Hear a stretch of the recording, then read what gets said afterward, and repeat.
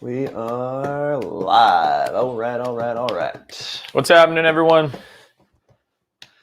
Give everybody a minute or two to get settled in here. Nate, how's your week going, buddy? Not bad. Not too Watched a bad. little French Open. Very nice, very nice. Chelsea Serena pulled out this morning. Yeah, what happened there? I saw that. Injured her Achilles or something. Did you see it In too? practice or what? I guess it happened towards the tail end of her match. All right, we got some people pouring in here across all the interwebs channels here. Ooh, 1 like already.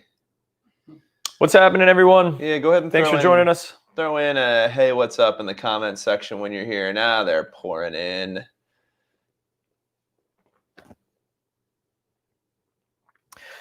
So, everyone, when we go live, it's across multiple platforms. So, if you're on a platform, you're like, there's only one other person here. That might be true, but we're streaming across other platforms. Yeah, a lot of them.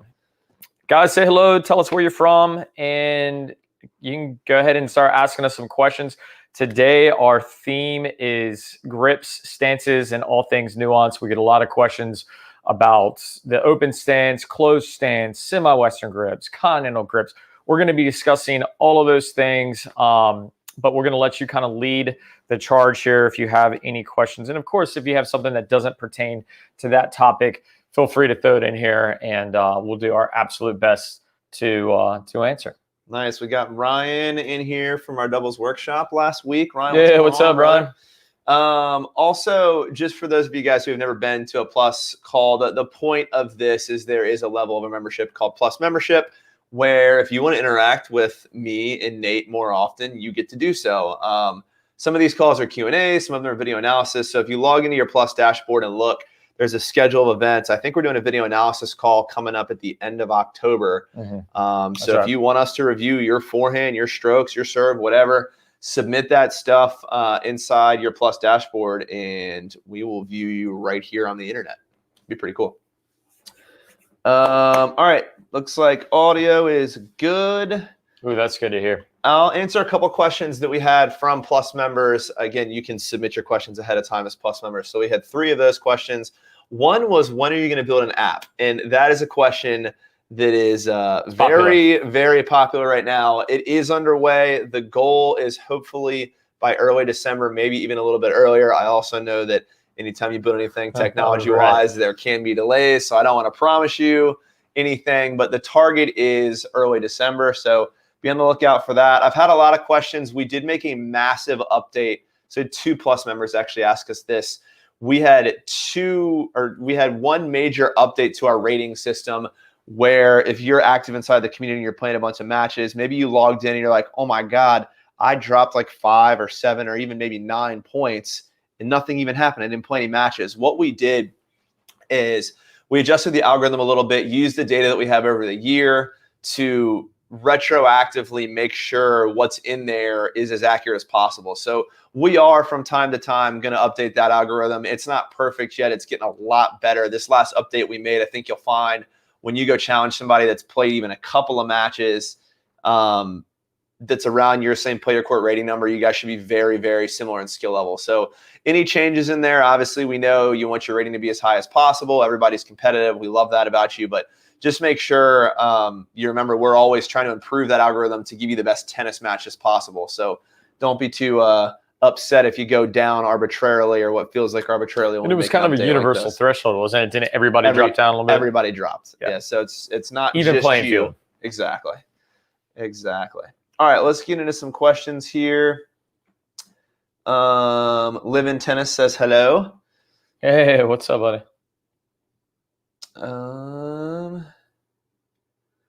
Here we go. So yeah, William's coming right out of the gates asking us about these rankings updates. So my ranking was number 15. I lost 2 matches and dropped to 52. Yet guys who played no match retain their rankings. So yeah, part of that is the algorithm update. Also, part of it is people with provisional ratings. So what you're going to see, a big update we're actually working on this month, is there's going to be a ratings list, and then there's going to be a rankings list. And the rankings list is going to be just for players who have actually played matches, who's winning, who's playing matches in the PlayYourCourt community. The ratings list is going to include those provisional ratings because, again, our goal is to help you find a lot of tennis players at your same skill level. So don't worry too hard about that ranking right now. You'll see within the next month or two that we're actually going to have a straight up rankings page, which would be more like the leaderboard, and then a ratings page, and you'll see provisional ratings for people that haven't played enough matches. So we know that's a thing. We're working on it. So William, appreciate your patience. Appreciate you being inside the community and playing matches. All right, let's get into some tennis questions here. How am I able to read a serve, whether it's coming to my forehand or backhand or body? So the question is, serve goes up. What can I look for to know if the ball is going to come to my backhand side, my forehand side, or come at my body? Yeah, so we actually, gracious, Monday just finished editing a video that's exactly that, how to read your opponent's serve. And there's multiple ways. That video should be out next week, so keep your eyes out for that. But the first giveaway is going to be, where's your opponent standing, right? So especially if they start shifting out wide. When an opponent shifts out wide, it's going to give them more access to the outside court. So if I'm on the deuce court and I shift out wide, chances are I'm probably serving further out wide. I'm looking for a heads up. And the same is true as if I was to shift to the middle. I guess we have a board so I could show them. Yeah, but if I shift to the middle here, it's going to be easier for me to draw a straight line, right? As if I'm out here, it's going to be easier for me to get further cross court. So that's the dead giveaway. And some people are really good about hiding it. Some people are really obvious where they walk up to the line and then they shift, right?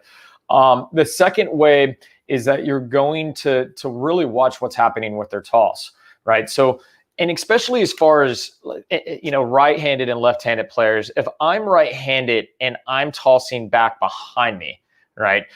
What we see is a toss, if this is the arm, you're going to see a toss that works more back this way, and that's showing that I'm hitting top spin.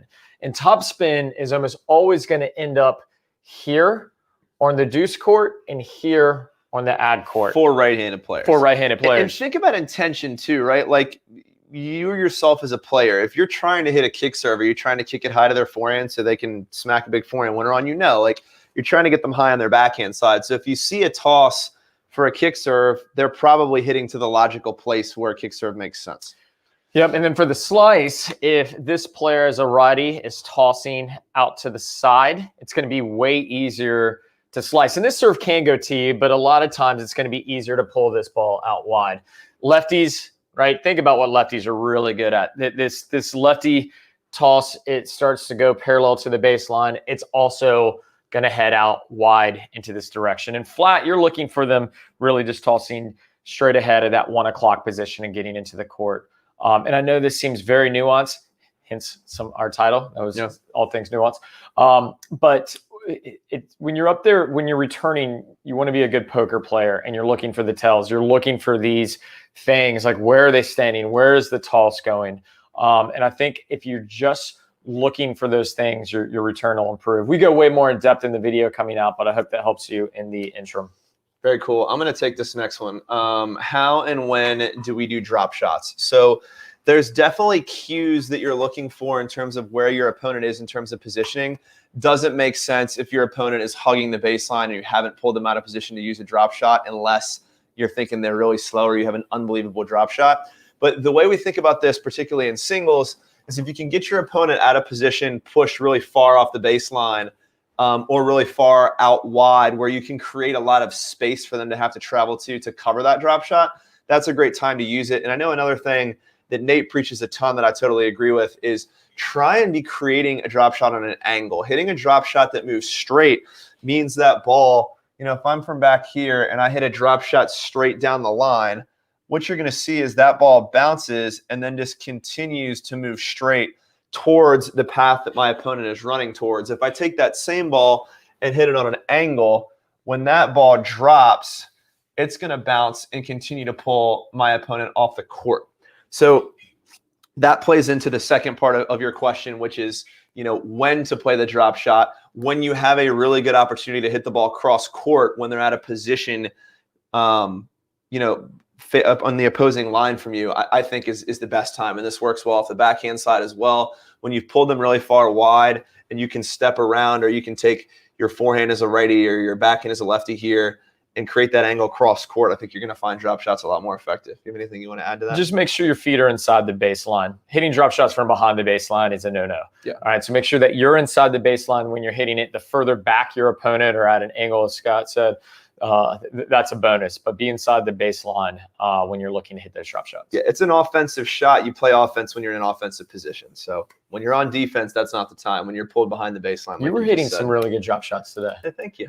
I'm referring to Jack Sock playing Dominic team. You got a little Jack Sock. Oh, I've got a question for you guys. Who looks more like Benoit Paire? Nate Bowling or Benoit Paire? No, hold on. You can't steal. You can't steal like my angle. I was giving you a hard time. You can't try to flip it all around. Just because I'm pale and have a beard doesn't mean I'm Jack Sock, but you're definitely Benoit Paire. This guy. Speaking of Benoit Paire, my good buddy Marion wants to know if you use beard oil. I do.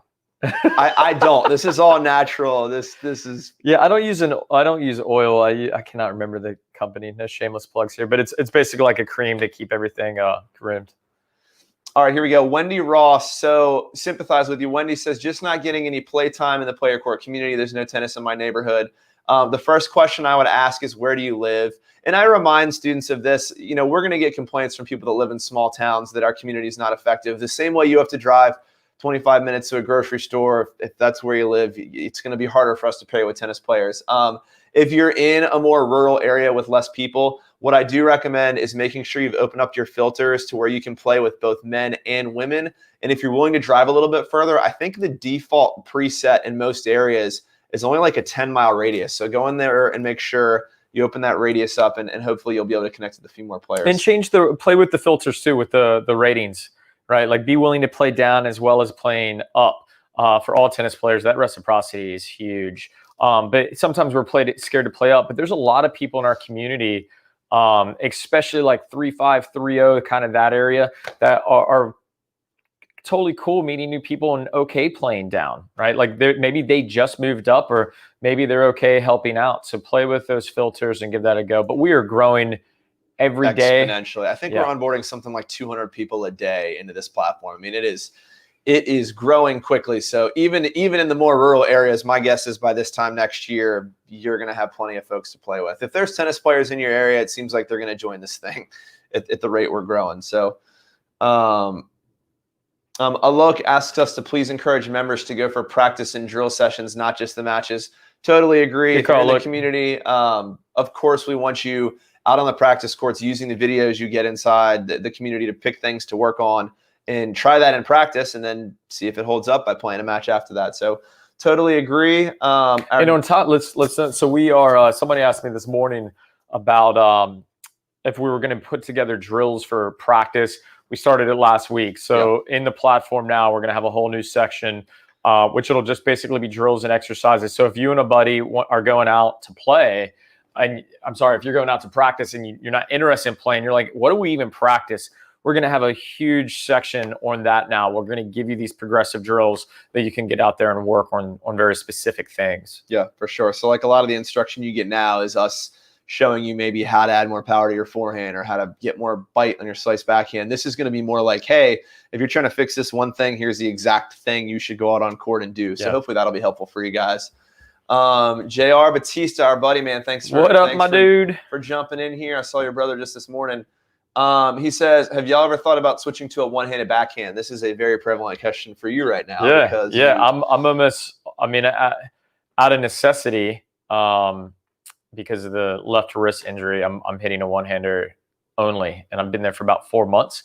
Starting to look pretty good too. Yeah, I'm all in on it at this point. I'm almost to the it's point now. It's already way better than his two-hander ever was, so I'm pretty sure the return's pretty suspect, but I'm chipping a lot of returns right now. But what I found is that I'm swinging a lot freer with it, which is a nice change. Here's the backstory on that is like, so when I've instructed for a long time, when I'm teaching a lesson, I'm typically holding multiple tennis balls and hitting. So if somebody misses, I can create the exact same scenario and give them another rep on it, right? So what ends up happening through teaching is I end up having to hit a one-handed backhand.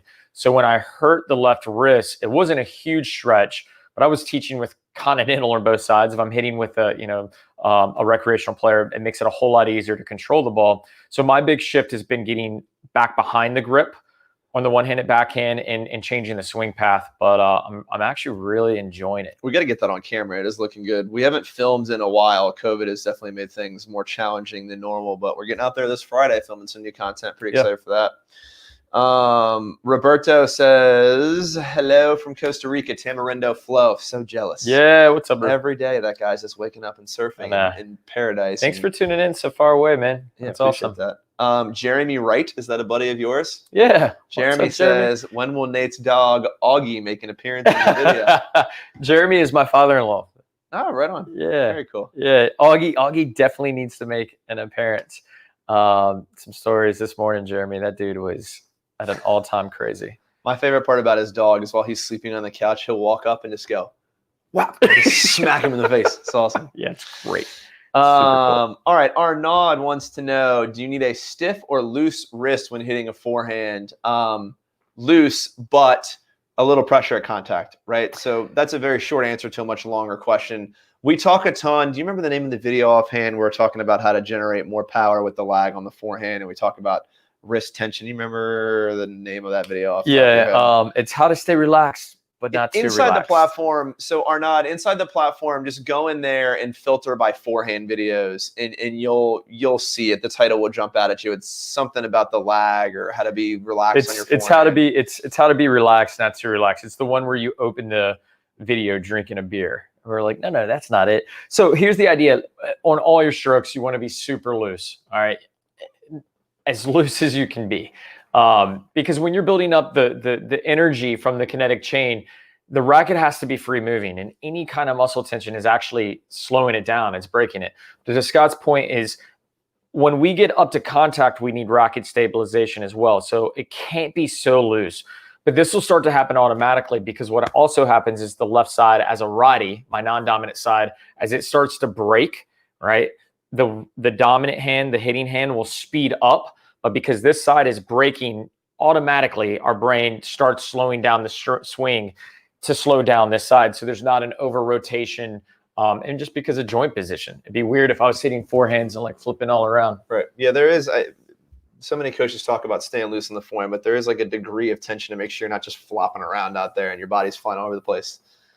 How would you structure your workout using the ball machine? So that's a pretty broad question. What I would say is think of something specific that you want to achieve from your workout and then set up a ball machine workout to accommodate. So for example, if I'm working on, how to end the point with my forehand, I might set up a pattern on the ball machine that has me hitting 3 cross-court balls and then stepping around a backhand and trying to hit an inside-out forehand winner.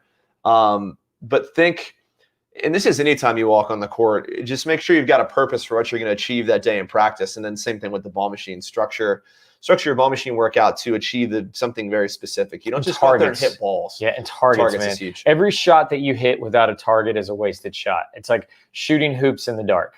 Like, you don't know if if it was too short, if it was too long. Like, have a target so you get that immediate feedback about what you need to be doing. If you're trying to get more depth or reining it in a little bit. Yeah, for sure. Let's see here. Live in tennis. This is a fun question. So, how do I hit a perfect ace? Are there any special drills? Yes, and there are so many of them inside that dashboard. Just go under serve. What you should be looking for is serve placement and serve power. If you want to hit a perfect ace, you've got to hit it hard enough that it blows past the player. You've also got to hit it accurate enough that it's not within reach. So it's a very hard question to answer, but if you're trying to hit more aces, the drills I would be working on is target practice and anything you can do to increase racket head speed or racket drop. Yeah, and just remember, it's not just one good pitch, right? So unless you're throwing over 100 miles per hour on the serve, you're just not going to blow serves by people. At the junior level, especially for your daughter, if she's getting up into the 80s or 90s or anything like that, she's going to get some free points off the aces. But it's all about building patterns. Right. So it's not just having one pitch. It's got to be more like a Greg Maddux. Not everybody's Randy Johnson throwing big heat, right? So here it's like, if I get really good at hitting a kicker down the tee, so say deuce court, if I get really good at hitting this serve, but I've also developed a slice out wide, well, guess what? Like, they have to choose between the two pitches now. So if I can catch them consistently leaning to protect their backhand with the kick to the tee, then this is what gets me the ace. It's not just about the power. So really, have have her focus on varying the pitch. Yeah, I like that. Patricia from our doubles workshop says hello Hey, as well. Patricia, what's going on? Good to see you. Andrew Roberts, your student, would like to know how much better his forehand is than yours. That's his question. Oh, man, come on. When? Are we talking about right this second? Yeah, I mean, right this second, your everything is better than us. But what you forget is when we were your age. God, now I'm that guy being like, well, when I was your age. Yeah. He had to walk 100 miles to school in the snow. In the snow. Yeah. Andrew, I hope you're well at UVA. Andrew is one of my students. I've known him for a long, long time. He's the #1 player on the club team at UVA, but definitely a total stud. But my forehand's still better than yours. For sure. How do we handle players who hit the ball flat and deep? Ball's not bouncing high enough to drive, which I prefer doing. Feel like I'm shaping the whole time from too far back in the court. Beard oil for the win. Beard oil. So the question is, they feel like how they're do I shaking handle too much. players who are hitting the ball flat and deep? They're hitting the ball too flat and deep. So like if you were playing me. Yeah. Sorry, just trying to clarify the question. Yeah, like not a lot of topspin. They're not shaping the ball, but they're still pushing him off the baseline, so they're hitting the ball big and flat. This is from Steven Giffney, by the way. What's going on, Steven? Hey, man. Steven, what level is this? Will you tell me what level player you are? I'm just trying to get a better idea of the got framework. like a 15-second delay, so it'll take a while for him to answer that. Okay, I'll just jump in. So the concept is shape versus drive, right? So balls that are ascending, that's a drive. So if you're lifting the ball consistently, it's going to allow that person that wants to hit a flat ball, it's going to help them. So your goal is to change their strike zone. So either one, you can step up and drive yourself, and that becomes a point that I was trying to figure out how to make it look linear on a board, and I couldn't prompt solve it. But that means the ball starts moving a lot like this, as opposed to a ball going like this and then coming back, right? So you either have to level it and play more drive to drive, right? Or you can play below their strike zone. I would mix in some slice. It's what I do against this guy, right? So like if I'm playing big and heavy, but he's really on and he's stepping in, he's flattening the ball out, it's not a great combination, right? Because I'm playing into something that he likes. Now, if I can play big and heavy and get it above his shoulder, that's a different story. But if maybe I'm just not getting the ball where I want, then I'll go to slice, because I don't want the ball here. I want the ball either below his hip or well above his shoulder. So I would either increase the RPMs and play with bigger height, or I'd play much, much lower down below his knees and play with slice to change up that strike zone. Yeah, most players don't realize that they have control over what they're going to see back. Like if I hit a chip to you, you're not going to hit a high, heavy ball back. If I hit a ball that kicks high over your head, you're going to have a much harder time doing damage with a flat ball. So just remember that whatever you're seeing, there's a reaction that you can show that will make it more difficult for them to continue doing what they're doing. And sometimes the best defense is offense. Yeah. I know the saying is sometimes the best offense is defense, but I flipped it. He didn't mean to. He messed up. How to push on your legs on the serve, I really struggle with it. This is from Adrian. Andrew also says, whatever you say, old man. So put that in your pocket for later. Do you want to talk about legs on the serve? I feel like you're a much better coach in this area. And there's very few areas that I feel that way, but legs on the serve is one of them. Yeah. All right. So legs on the serve. So what we want to get into is platform and pinpoint. I guess that's the question. If you're platform, it's going to be easier to jump off 2 legs. All right. So what we're talking about, what platform is, because I know a lot of people are like, what is platform? So platform is when I'm keeping my feet separate on the serve. I don't know if you can see my feet here. No, you can't. All right. But so if I'm keeping my feet separate on the serve, move the camera down and they can see your feet. I think I can explain it. Okay. But like imagine like Pete Sampras, feet apart. That's platform. So pinpoint is like Monfils, right? The old Monfils. He switched it. So you notice that? Yeah. Now he's got platform, but then he drags the foot to pinpoint. Right. Yeah. So he's not starting with the feet together, but still, yeah, like a pinpoint to where he may start with his feet apart, but the feet come together. Right. So for first, platform is going to be easier to use both legs. All right, pinpoint. Adrian says really quickly, I'm pinpoint, just so you know. Okay, cool. So off the pinpoint, what you want to make sure you're doing is firing off the back leg. All right, because a lot of times on pinpoint, we have a tendency to jump off the front leg because they're pushing up, only that front leg is activated. So what you want to do is you want to load the back leg to load the back hip. And the best way to do this is the Mark Kovacs exercise is you want to get a ball back behind you. So if I'm lined up this way, I want the ball behind me. And I want to load down to pick up the ball while loading my legs and then work on thrusting and throwing it like a shot put, but really focusing on my back leg. With Ryan inside of our platform too. Do you remember what that's called on the top of your head? Yeah, it's the kick serve video. Yeah. That's just a good How to make sure your kick serve kicks. That's the video. All right, so go watch that. How to make sure your kick serve kicks. And it goes through this whole exercise with the legs. But it's definitely powered by the back leg, not the front leg. Cool. Adrian also wants to know how to handle a very fast player, like very, very fast, but small high balls don't work. Thanks for the help. Oh, thanks for the help. Thanks for the help. How to handle a very fast player. You like done very, talking? very fast. I like your two personalities had a conversation in Adrian, front of the world. I had to do some thinking to figure out what you're asking. How to handle a very fast player. Do they have weapons? I guess that would be my... Yeah, it's more, there's definitely more information that we need to answer that question. So, Adrian, if they're a retreat... Sorry, go ahead. I was just going to say, if they're fast and their backhand sucks, hit to their backhand. But if they're fast and they're a pusher and they grind and find everything out, then, you know, we're going to start talking about strategies how to beat a pusher. If they're fast and they have a huge serve, that changes things. If they're fast and they've got a big forehand, you know, we need a little more information there. I think they're just, I'm assuming they're probably a retriever. I would play them down the middle and see, runners want to run. So play them down the middle and see if they kind of freak out. Sometimes you'll get a runner that decides that they need to start playing offense because the ball is just down the middle of the court. And if that's not their game, they may implode. The second thing you can always do with the runner is bring them to the net. They run like running from back of the baseline. If they have weaker volleys, bring them in and work on lobs. Drop shot lob, and wear them out. I actually just mentioned here that the forehand and backhand are heavy, but they're not that good at the volley. So dumping it short, forcing them to volley or lobbing over their head sounds like a very, second really serves, bring them in on a short chip. Doesn't have to be a winner. Bring them in and look for the pass or look for the lob. Also saying that they're short and reminds me of Shortsman. I never noticed that Shortsman has the word short in his name, albeit spelled differently. That's Shortsman. Get it? Sure, you appreciate that. Sorry. Yeah. Sorry, Diego. I love that dude. That dude can play some ball, man. Yeah, he's not bad. But yeah, so if he's short, then if he's short with bad volleys and he's fast, the go-to is dump it short, rip it as volleys, and lob over his head for sure. Yeah, bring him in. All right, let's see here. What else we have going on? I learned the slice serve on the deuce side from you. I'm hitting aces. Thank you. That's from Roberto in Costa Rica. Anything for anyone in Costa Rica. That's my favorite place on earth, man. Glad it's working for you, Roberto.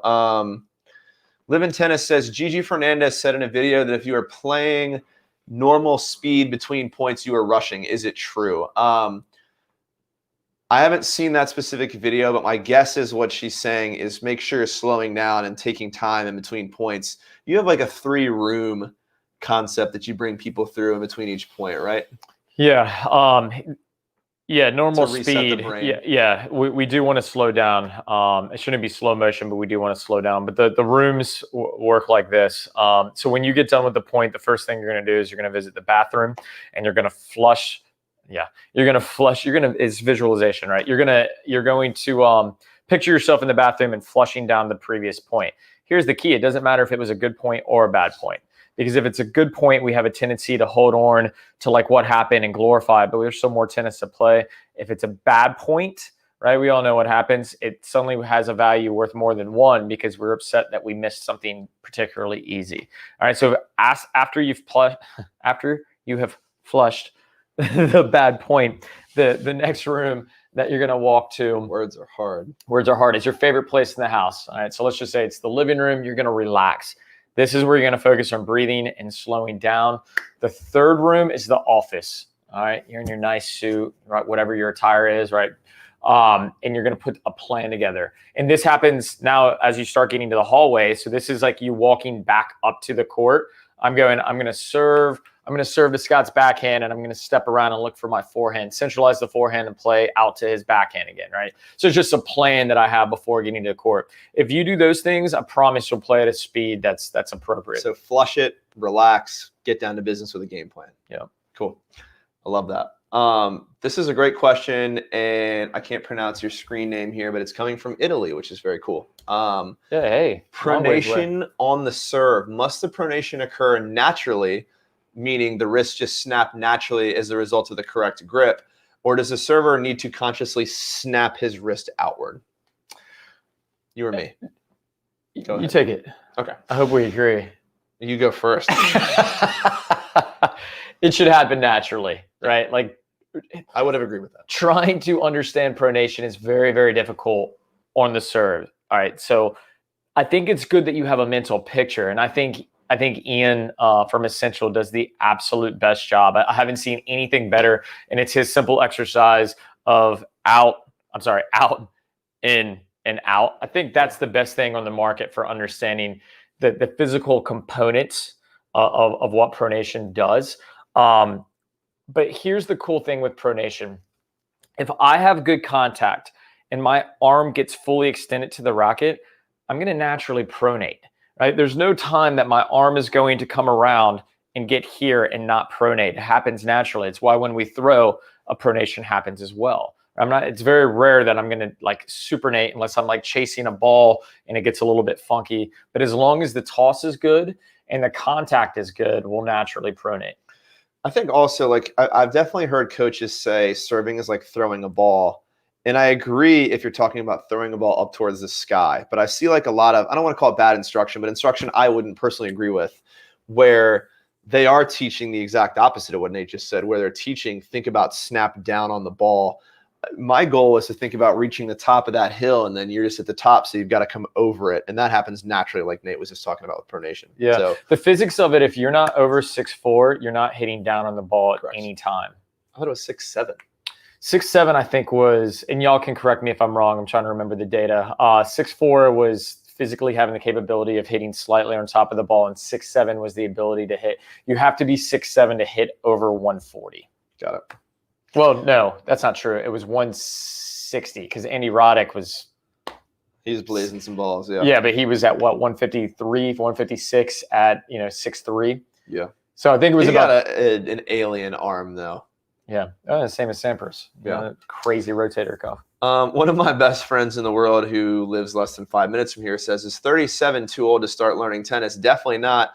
And really definitely not if one of your best friends is the CEO of a tennis company. And I've got literally 2,000 tennis coaches that can help you. Yeah. And I guess I could be one of them. It's never too late to start tennis. That's right. All right. This is a fantastic question. This is from Bob Lawrence. What is your favorite strategy against a pusher? And right out of the gates, Bob, I'll say make sure go in the video portal of your membership and just search pusher. We have a video that basically went viral on YouTube. Like, so many people saw it and apparently loved it. So for full instruction on this, there's a video that I recommend you watching, but we'll give you the short and dirty here of it. I mean, you kind of talked about it earlier on this live stream where retrievers like to retrieve, right? Yep. So I think that's a huge component of it. But another huge component of it is just realize that pushers can't do damage. Like, I think we sign up for a tournament, we see, in the first round, oh my gosh, Nate Bowling, the pusher, I've got to play him. And I'm no one's ever said that. I'm just bummed that I've got to play this pusher. And like the first thing that goes into my mind is like, man, this is going to be a marathon. This is going to be a disaster. For me, when I see on the draw that I'm playing a pusher, the first thing that goes through my mind is perfect. The only person that can beat me is me. And I've got plenty of time to figure out every single point. And I think it's just changing our mindset from when we play against pushers to begin with. That is half the problem. If you go out there and realize that pushers are known for just getting the ball back, that means just wait for the right time to play offense. Wait for the right time to play offense. Try and do damage. Pushers don't like to be under duress, so get up to the net and put some pressure on them. Do you have anything you want to add to that? I know that's like a very shortened version of what's much longer instruction. I would just say there's two things that are going to happen. One, there's the battle before the match, as you touched on, that you have to get ready for a war of attrition. It's going to be a long match. You've got to get over that hump first. And then the second part is you've got to determine who's going to the net, because that's how you're going to win. So pushers typically don't like to volley, right? Like, they don't like to be aggressive really up in the net. So the first strategy I would implement is bring them in.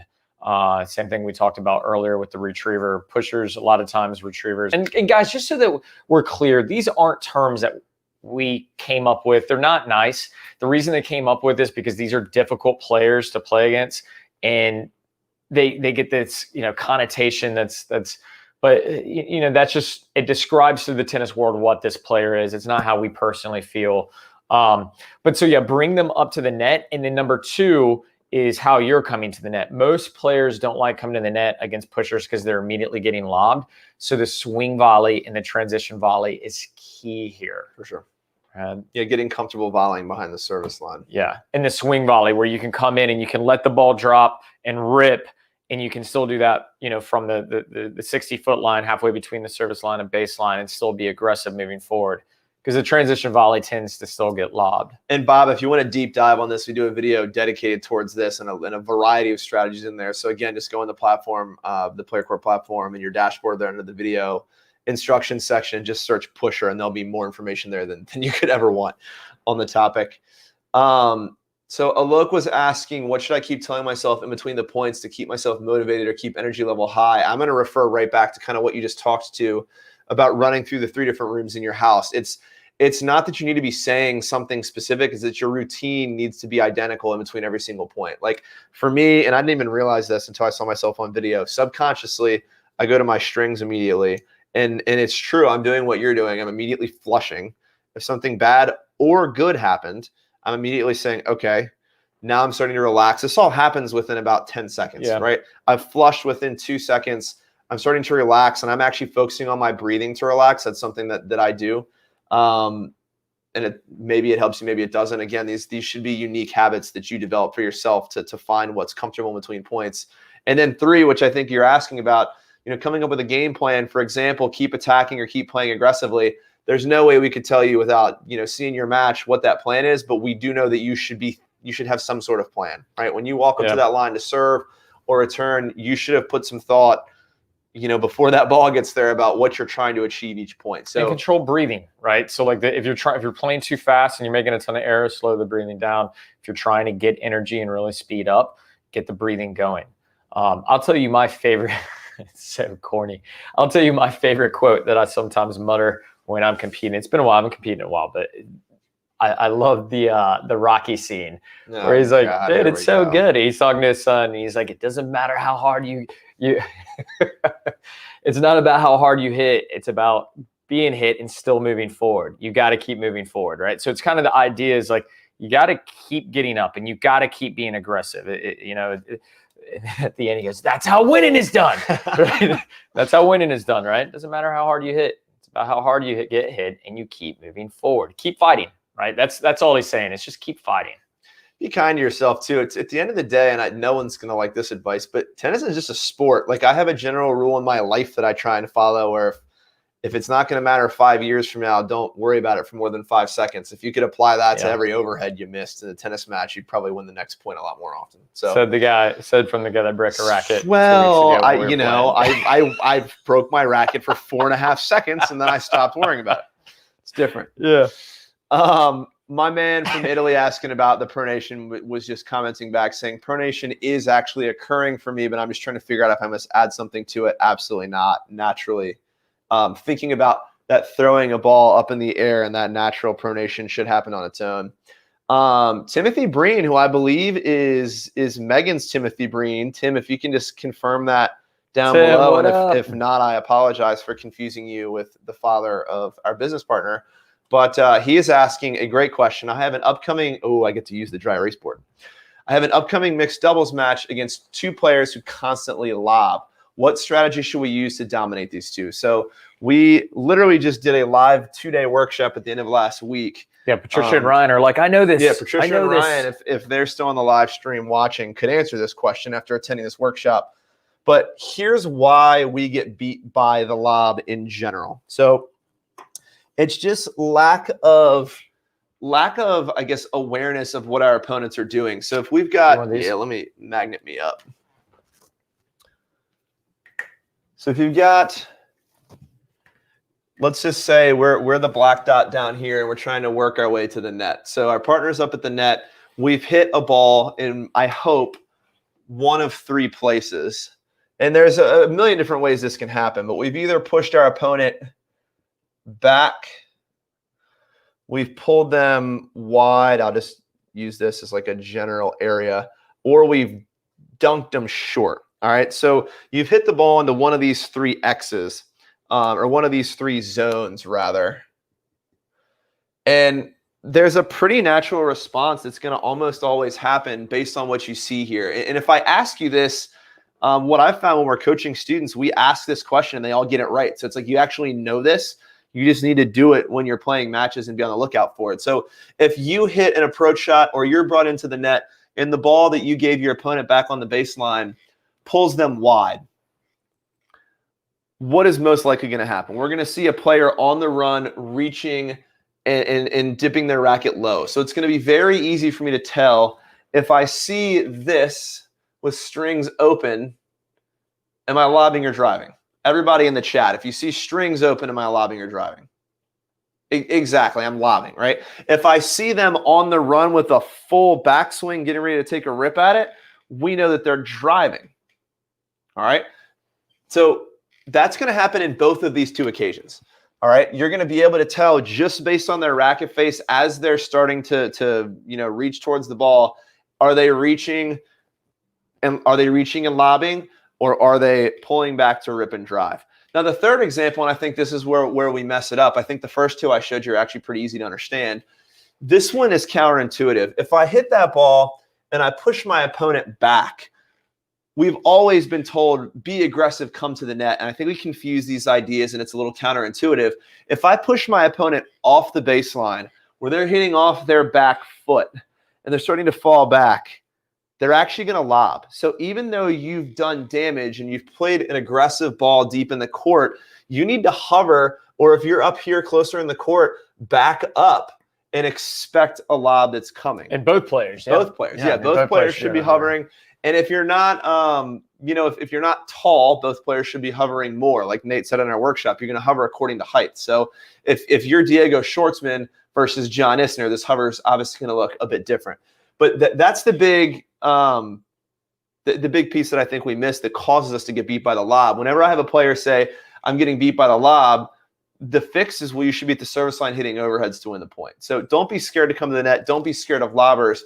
Just pay attention to what you've done. If you've created defense, understand that when they're on defense, a lob is way more likely, and hover and pay attention to that. And Tim, just like with the pusher as well, if they want deep balls to lob, don't give them deep balls. Play them short with underspin. Those are really hard. You make them play a different type of game, which is going to give you a much better chance as well. Yeah, it's hard to lob from the net. So if they're really doing that much damage and you can't diffuse it with this, dink them and dunk them, bring them into the net, lob them over their head, or poach and close those balls off. As it turns out, Tim has no relation to Megan. So Tim, sorry for great last name though. Yeah, good last name. We know a Green and we love her. She's I was trying to think of what her official title was. I was like, I don't want to. She'll see this and be like, thanks. Yeah. She's just awesome. Let's just leave it at that. Let's see here. Trevor almost butchered that, dude. This is what happens when I talk for like 3 minutes. Then I'm just lost in the comments here. All right. Speaking of serve, I have tennis elbow due to hard-hitting first serve. What shall I do to recover? Or is my serve technique or wrong? I'm going to give my very blunt opinion here, and then you can soften it and apologize for me. You ready? No. We're going to go anyway. So you can't injure your muscle unless you flex your muscle. So really anytime somebody comes to me, if it is truly a tennis-related injury, and they say I have tennis elbow, the only way, in my personal opinion, and I'm not a doctor, sign all the waivers. Plays one on TV. Don't listen to Dr. Scott. But in my personal opinion and in my personal experience, you cannot experience tennis elbow unless you're straining your arm. So that tells me if you think you're getting it from your serve or from your forehand, wherever it is, at some point when you're out there on the tennis court, that tennis elbow is coming from flexing at a time where you should be relaxed. Yeah. It sounds to me like you're trying to hit the ball hard, which, with anything with exertion, we use muscle. But power comes from being fluid, getting the racket moving, the racket head speed coming from the kinetic chain of the ground up. So yeah, I think that's a great point that you made. Muscle tension and then possibly technique. Without seeing your serve, that's hard to say. But, we talk about the 3-finger technique, holding the racket with 3 fingers. Work through hitting the pop of that and see what the differential is between what you're currently hitting. If you're 100 miles per hour now, and with 3 fingers, you're seeing improvement, or you're seeing about the same, right? Like it tells you don't need all that muscularity to hitting that big serve. Try to soften up and work through a very fluid motion to avoid tennis elbow. It's good feedback. Let's see here.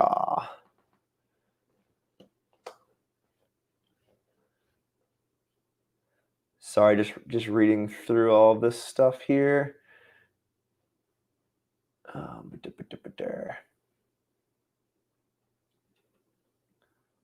Reading's kind of new for it's not. This is my first day reading words on a computer. This is a tough question to answer, but we can do our best. All you can ask is that you do our best, right? Yeah. All right. How do you play a tiebreaker? As far as the mental side of things, it's sad if the whole match is defined in 2 points. You're not gonna like hearing this, but tennis so often is defined by 2 points. Think about the U.S. Open final right out of the gates. It's like the first thing that pops into my brain. Like Zverev gets tight on 1 point, throws in a 65-mile-per-hour second serve. Yeah. And that was kind of it. Like, they played for, what, 5 hours, but, like, that was the turning point. If he blasts an ace there, he probably has a U.S. Open title under his belt. So if I had a blast and an ace like even if the pros are tightening up, it's going to happen to the us mere mortals. Yeah, so I think step one is acknowledging that tennis is typically decided, especially close matches, by a couple of points. Did you know that you can even win more points than somebody in a match and still lose that match? So like it is. Close matches are decided by a couple points. But back to your main question of, mental toughness tips for tiebreakers. Thoughts? Yeah, I always preach controlled aggression. Partly what happens in tiebreakers is we play not to lose, and so we change the game plan that got us to the tiebreak, right? We start blocking, or we start hitting the ball shorter because we're hoping that they're going to miss. So the controlled aggression is that you want to keep swinging away. You just want to make really good decisions as far as what your targets are. Your ability to hit lines in a tiebreaker are going to be diminished because of the nerves. So 4x4, at least 4 feet above the net, at least 4 feet inside the lines, but keep swinging out. If you haven't been chipping returns, the tiebreak is not the time to start exploring whether that works or not. The big thing with tiebreaks is the momentum shift too, right? So this is it's constantly changing. If I'm up 6-2, right, and you bring me to 6-4 in a tiebreak, the nature of the tiebreak is going to change a ton. I'm going to have some nerves. At 6-4, I'm going, oh my gosh, if I lose this point, it's 6-5 and they're serving. So the pressure is like very, very finicky.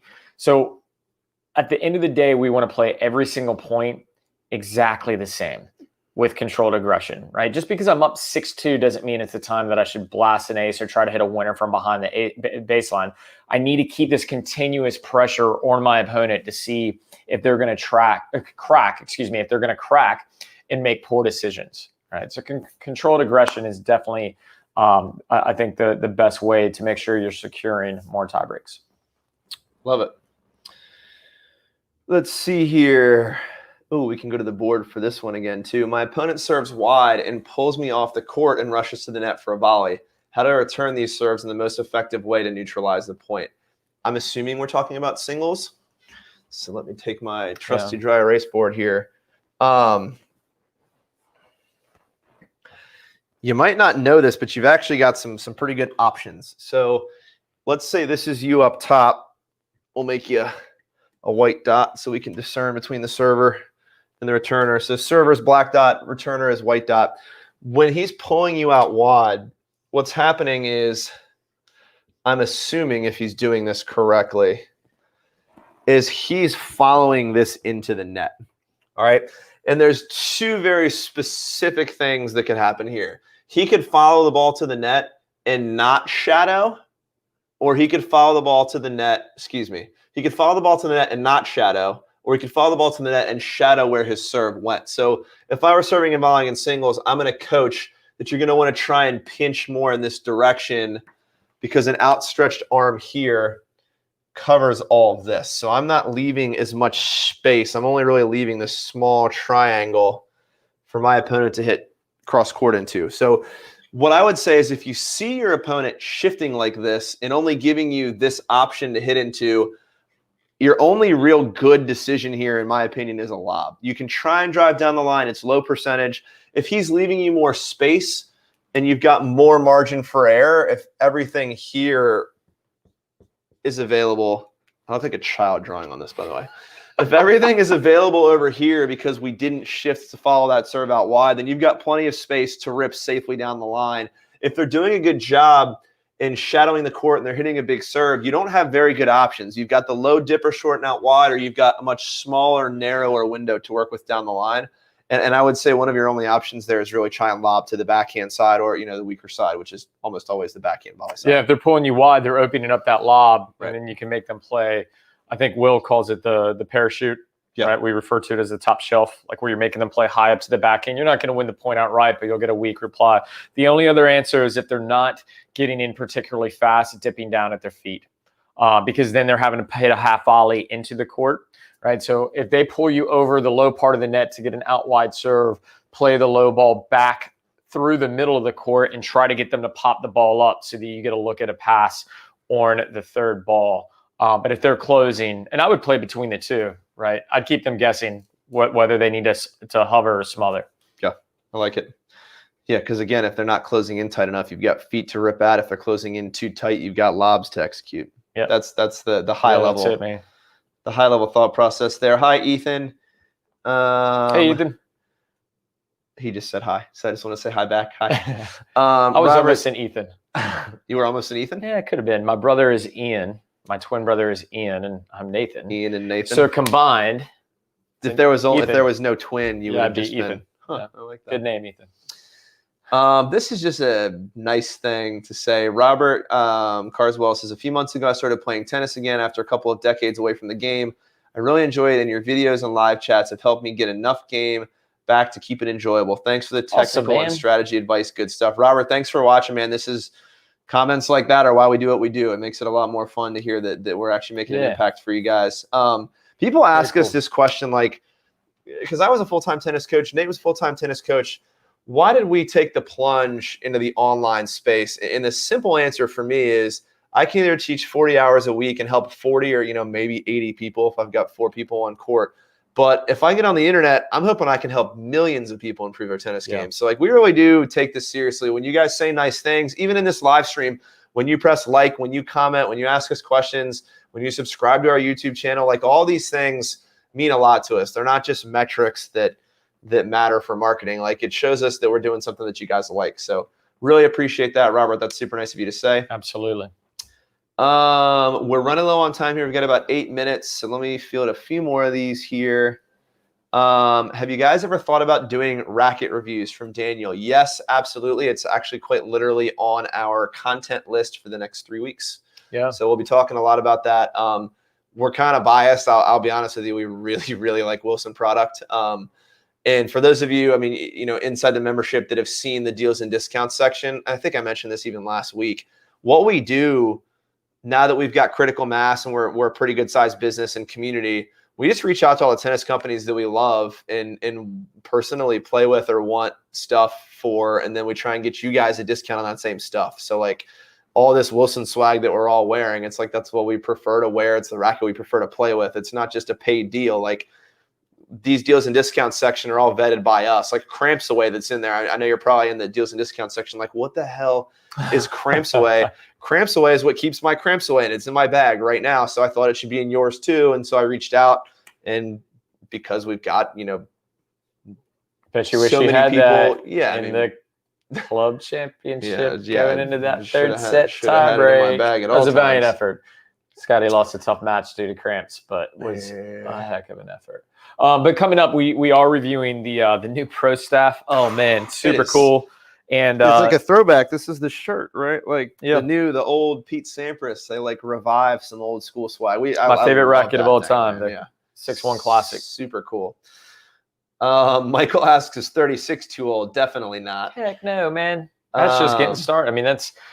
I mean, my parents, who they had to start, they probably started late 30s, early 40s, and that's where my brother and I started playing. But they both became really accomplished players. My dad will tell you about his 18 national championship. My mom will tell you about, whatever, 40. I'm just giving her more than my dad because it means more to him. But yeah, He's more likely to be watching right now. Yeah, you can become extremely accomplished starting at a later point in life. That's the best part about this game, and it's why we love it so much. My favorite question is on this chat. Are you ready? Yeah, let's get it. Who is your GOAT? Oh yeah, God! Please stop asking that, everybody, because then we have to sit through Scott making the most I have a second GOAT for asinine answer. All right, so Nate's is Roger Federer. I would not. That's my favorite player. Ooh. I would. Who's your greatest of all time? Is it me? I mean, God, I hate that I'm even saying this. Right now, we don't have enough data. Oh my God! But no, but what the a trajectory. It'd be really hard to argue that Novak's not going to end up being the GOAT because he's got a better head-to-head against both players. The weeks he's at the best #1 at hitting people in the throat by far. Yeah, he's won that battle. But his trajectory looks really good. It's how long Roger and Rafa, how long their legs last. But I mean, like, obviously Roger's my guy. I think regardless of what happens, he will be remembered as, if not the GOAT, but the most important player to ever play the game. I think that's where Roger will end up. But I think it'd be very unlikely if Novak at this point doesn't break all the records. I mean, winning every Masters Series twice, that's insane. You're pretty good at tennis. He's an above average tennis player. Yeah. All right, go ahead with your...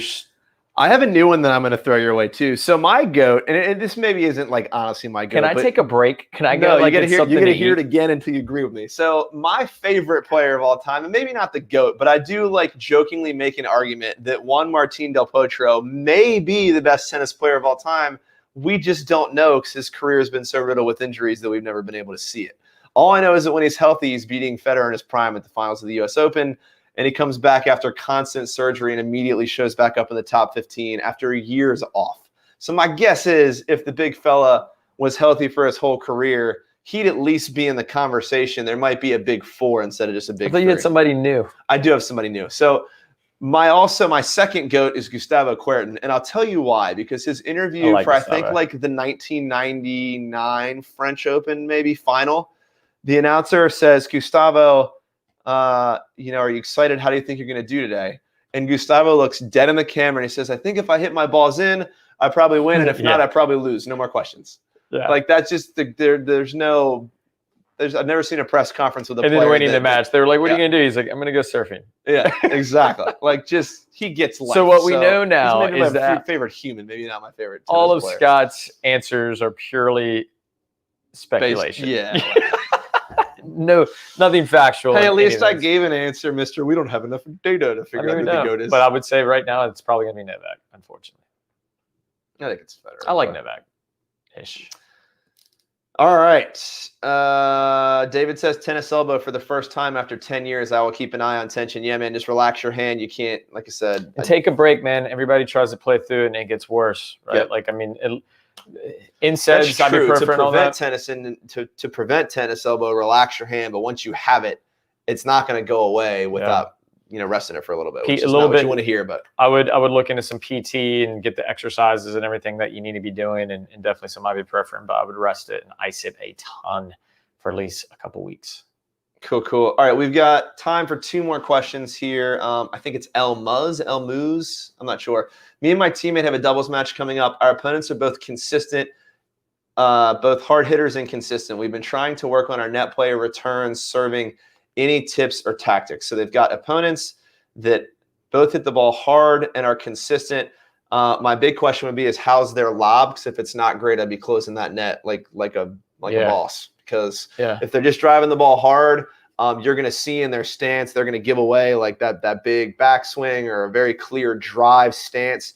You can crowd the net and look to pick off, hard ground strokes with positioning up at the net.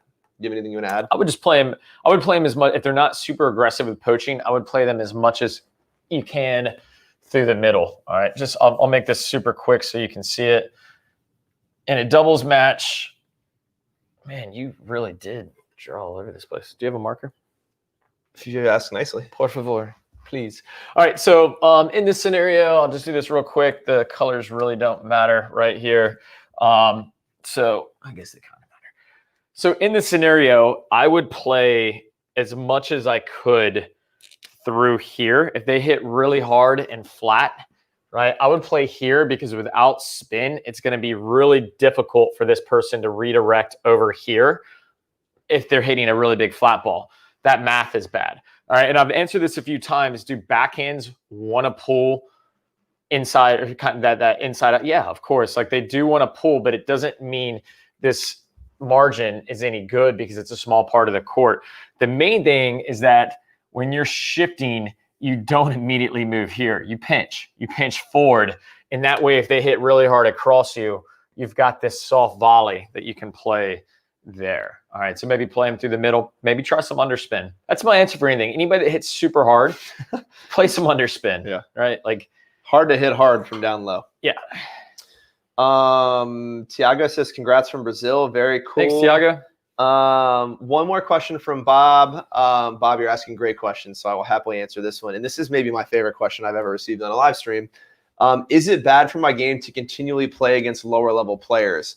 Absolutely not, if there's a balance. And this is actually what we encourage you to do inside our own community. Like, this isn't just me babbling. Like, 25% of the players you practice against should be better than you. 25% of the players you practice against should be worse than you. And 50% should be very close in skill level. And that is my honest recipe for you in terms of like the matches in the dichotomy of the players you're going to work against in practice. If you're always playing somebody better than you, there's no pressure on you. You know you're not supposed to win the match. You can swing freely, and you're never going to experience what pressure feels like. You need those close matches against players like you. You need to win some, you need to lose some to learn from each scenario. And you absolutely need to feel the pressure of playing against somebody you know you should beat, because that may be the hardest pressure of all. And that's just going to make you mentally tougher for every other type of match. It's so important, guys. If I could write a book and have everybody in the world read it that was a tennis player, that it would be on this subject. Everybody likes to play up because, like just what Scott said, there's no pressure, but nobody likes to play down. Yeah. So we never learn how to control our nerves. We never learn how to play under pressure. We need this kind of reciprocity to learn. And I know firsthand, with my career of coaching, I very rarely come across somebody that volunteers to go play somebody below them. The only time that threshold doesn't make sense is like if a 4-0 is playing a 3-0, that threshold may be too much. If a 5-0 is playing a 4-0, that threshold, there's not a ton there, right? Like there's not, but within itself, like a 4-0 and a 3-5, absolutely. You've got to get used to that kind of pressure of being afraid to lose and working through that. Real quickly, we talk about Donald Young syndrome. It's something that's been discussed a lot through the USTA and player development. Donald Young was the top junior to come out of the country. Not only was the top junior, when he was 12 and I was 16, we split sets. And I was like, who the hell is this little guy? I mean, but the problem was at 12, he was always just beating up on 16-year-olds. Yeah. And at 14, he was beating up on 18-year-olds. And in 16s, he was beating up on 18-year-olds. Yeah, it was always playing up. There was pressure because now he was of age and supposed to start winning some of those matches. Well, it wasn't. It was really the international. It's so you go on the world tour, and then suddenly you're playing. You don't know, who it is that's 2 levels up above you in an age. Everybody is of the same, and you have somebody from Brazil and someone from Argentina, all over the place, right? And it's like everything changes. Everything is pressure. And then there's there may be rankings, but when you're first starting, everybody's starting in the 500s and 900s, and you're working your way up. It didn't leverage quite the same. Yep. So yeah, make sure you're playing below as well as playing up. It's just so important. And just be a good person. Like why should the players that are better than you play with you if you won't play with the players that you're better than, right? Like it's an ecosystem. Yep. Yeah, I mean, return the good favor. Guys, that's pretty much all the time we have here. If you enjoyed this, do us a favor. If you're not already on our YouTube channel, following us, if you're again, we stream this across all of our social channels. So even if you're a member in the community, maybe you're not subscribed to our channel on YouTube, the Play Your Court channel, check that out. Like this, comment down below for things you want to see more of on future live streams. Also, Plus members, don't forget, we have a video analysis live stream coming up here. And I don't quote me on this. I'm pretty sure it's October 28th. You can see in your dashboard, look and see the exact date and time for it, but you can submit your videos and we will live show you, we'll share our screen. You'll see Nate and I talk over top of your footage. You get that as a PlayYourCourt Plus member. So take advantage of that. That's our monthly video analysis call that's coming up. We've got, I think, 2 videos submitted so far. Yeah. So we should have room for at least 2 or 3 more. It's just first come, first serve. So log in there today and submit them if you've got them. Otherwise, that's all I got. Thank you guys so much for attending and for giving us your time. We love working with you all, and we'll see you in our next live stream. Cheers, guys. Thanks, guys. See you soon.